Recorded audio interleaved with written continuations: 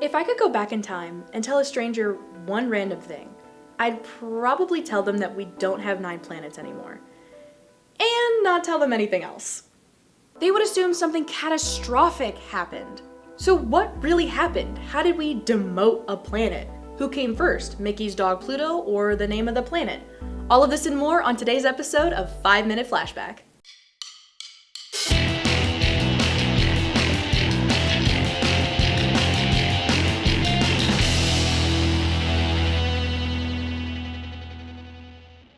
Hello there, curious human. My name's Marie. On today's episode, I'll be telling you the history of the planet, former planet Pluto. Well, not the entire history because that would take more than 5 minutes. Let's start with a friendly introduction to our dear friend Pluto. The year is 1905. The American astronomer Percival Lowell noticed a strange deviation in the orbits of Neptune and Uranus. He suggested that it was another planet and its gravitational pull. Percival predicted where this planet would be, but died soon after. Pluto wasn't discovered until February 18, 1930, by astronomer Clyde W. Tombaugh. The discovery and the name of Pluto was announced on March 13, 1930. Okay, so I really want to know if Mickey's dog came first or the planet. Just tell me. Fine, here's a quick history lesson of Pluto the dog. Mickey Mouse's pet first appeared in the cartoon called The Chain Gang in August of 1930. But was unnamed at the time. On October 23rd of that same year, another short called The Picnic was released and featured a dog named Rover. This dog had a striking resemblance to the Pluto that we know today. Then on May 3rd of 1931, the short, The Moose Hunt, was released. Pluto appeared as Mickey's pet and was given the name Pluto. It's unclear whether the recent naming of the planet at the time had any influence on Walt Disney's choice with the name Pluto. In my opinion, I think it does. Rover and Pluto are both spacey names. Speaking of space, let's get back to outer space. The naming of the planet Pluto comes from an 11-year-old Venetia Burney from England who suggested to her grandfather the name. Her grandfather then passed the name on to the Lowell Observatory where Pluto was discovered. The name happens to honor Percival Lowell, whose initials are the first 2 letters of Pluto, P-L. The name Pluto is based off the Roman god of the underworld.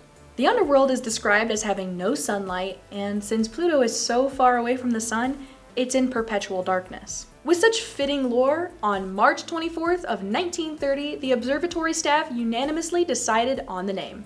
With such a cool name, they must have had to make sure that the face matched the name, right? While pictures were taken of Pluto during its first discovery, it wasn't until 1992 when we first saw a glimpse of the planet's surface and the surrounding area of orbit. Thanks to the Hubble telescope, astronomers discovered that Pluto sat in a band of other icy bodies and not empty space. This band was named the Kuiper Belt. Some of these icy bodies were similar in size to Pluto, and this led some astronomers to question Pluto's planetary status. In 2005, a research team led by astronomer Mike Brown discovered Eris, a large object past Neptune.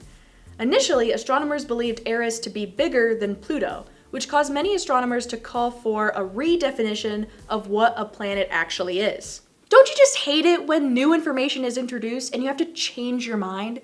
Imagine having to change something as big as the definition of what a planet is, knowing that your actions would lead to less planets. And that's exactly what happened. In 2006, astronomers voted for a formal definition for planets at the International Astronomical Union, or the IAU for short. This new definition had 3 criteria. The definition states, a planet is a celestial body that A. is in orbit around the sun, B. has sufficient mass for its self-gravity to overcome rigid body forces so that it assumes a hydrostatic equilibrium shape, a sphere. This is a fancy way of saying that it's round. And finally, C, has cleared the neighborhood around its orbit. The wording clearing the neighborhood means that the surrounding space can't have too many asteroids or comets or icy bodies, like the Kuiper Belt. This definition officially excluded Pluto, which was reclassified as a dwarf planet, along with Eris. Here's a fun fact to lighten the mood. After this incident, Mike Brown earned the nickname the man who killed Pluto. And I think that name is well deserved. There's still plenty of people and astronomers who argue with this definition. One of the most notable academics and enthusiasts for Pluto was NASA's leader of the New Horizons mission, Alan Stern. He He proposed the argument that if Pluto was just a little closer to the Sun, it would be considered a planet, since there wouldn't be any disruption around the neighborhood. When objects are closer to the Sun, there's less likely to be icy bodies, comets, and asteroids nearby. Now, they're still a common occurrence, but they're not just sitting there in orbit, like the icy bodies in the Kuiper Belt. It's mostly assumed that Alan Stern's argument was probably fueled in part by the fact that NASA's New Horizons mission to explore Pluto had launched in January of 2006, and the new definition for a planet was made in August of that same year.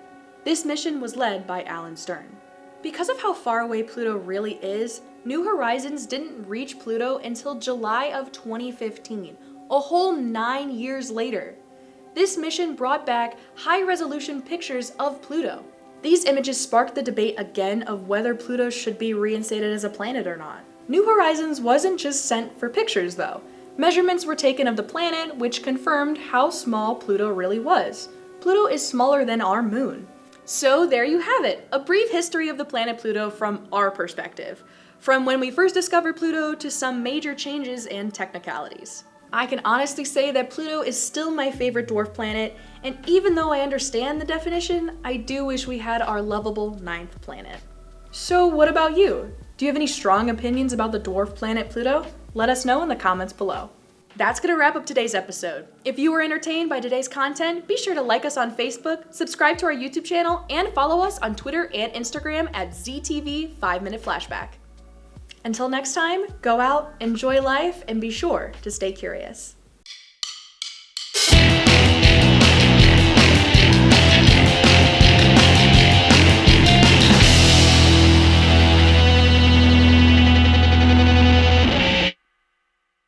This program was produced by ZTV at the University of Akron. Do you want to gain experience in video production, professional social media, or working with real clients? Visit the UA School of Communications online or follow us on social media to learn more.